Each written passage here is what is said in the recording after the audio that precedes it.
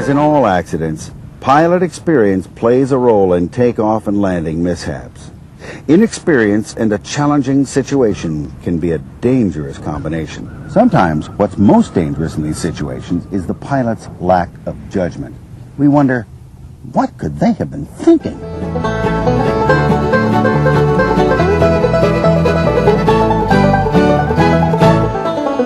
If there's anything that gets the heart beating as much as a crosswind landing, it's probably a short field takeoff. Yet runway length is a factor in only a few accidents. Density altitude becomes a critical takeoff issue at short fields. As temperature and field elevation increase, air density decreases, and that means you'll get less performance from your airplane. Computing density altitude is a way to predict how your airplane will perform in a particular field elevation temperature combination. In the summer months, density altitudes at sea level airports can be several thousand feet. At mountain airports, it can exceed the service ceiling of your airplane. Depending on the density altitude, you may have to lean the fuel-air mixture to get maximum power. When density altitude is a factor, the extra power proper leaning provides can be critical in avoiding accidents. For best short field performance, configure and fly the airplane as recommended in the POH. Many manufacturers recommend flaps for short field takeoffs. Use as much runway as available. Go to full power with the brakes held, then release them. On takeoff roll, the objective is to reach rotation speed as quickly as possible. Keeping the elevators streamlined minimizes their drag, increasing acceleration. Use a rotation speed slightly below normal takeoff rotation speed and apply back pressure a little more aggressively to transition to VX, best angle of climb speed, if, as is often the case, the short field is also obstructed. Retract flaps and gear as soon as practical. Ready to look at some more landings? We've got some spectacular real-life footage of crosswind landings. Some of these almost qualify for the Bloops and Blunders Award categories. Well, you be the judge. Remember, we're rating them 1 to 10, 10 being tops. See how the scores you give compare to ours. Oh, and remember, no aircraft were harmed in the production of this video. This PIC has too much rudder overcompensating for the wind. Now the left wheel touches down first. Good, but now he's up on the rudder and he drifts right. Remember, you got to keep flying the airplane even if it's already landed. I'd score that at 6.5. Our next contestant is flying a 170, bad directional control. Now he lands on the downwind wheel. And now the upwind. And finally gets control of the situation, well after the plane's already landed. This pilot lucked out, but I can't give him any more than a 3.0. A go-around would have been the safest choice. Here's a T-tail PA-28. He's drifting right. He corrects, and he gets back onto the center line after the plane is on the ground. That rates a 4.0 according to my landometer. Here's a PA-28.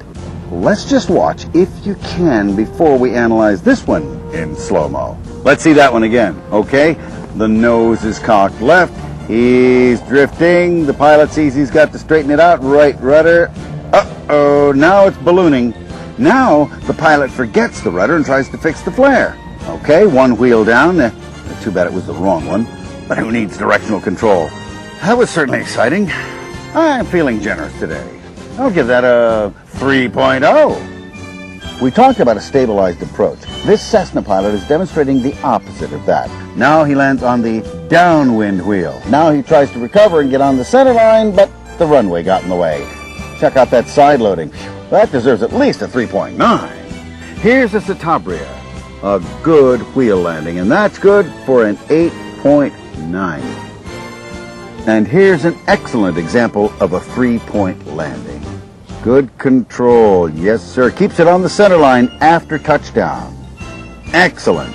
That's a 9.3. We're adding in the difficulty factor for the tail wheel. This biplane pilot has the landing set up nicely. A nice 2-point landing on the center line. But now he forgets his directional control. He uses the brake to regain control, but it's still drifting right. It's going to cost points. We'll give an allowance for the aircraft difficulty factor, though, and give the pilot a 5 on that landing. Here's another tail wheel, a Piper Cub. Nothing subtle about that landing, but it was a solid 3-pointer, and the pilot is maintaining directional control after touchdown. These tail dragger pilots know that you're not done flying until the aircraft is parked and tied down. That's an 8.6 rating in my book.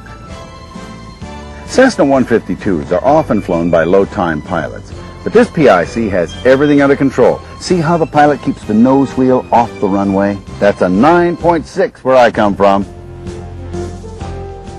Our next contestant is a Grumman Traveler. Okay, holding it off, good nose-high attitude, good directional control before and after touchdown. And throwing out the high and low score, that's good for an 8.5. Here's a Commander. Wham! Do drop in any time. On an aircraft carrier, I'd give that landing at least an 8. And did you see which wheel he landed on? Sorry, Commander, you've been demoted. That's a 2.0 landing where I come from. Kaboom! The nose wheel of this Sierra just took a beating. But look at this. The pilot's going to give himself another chance at making a good landing. Let's slow it down to see what happens next.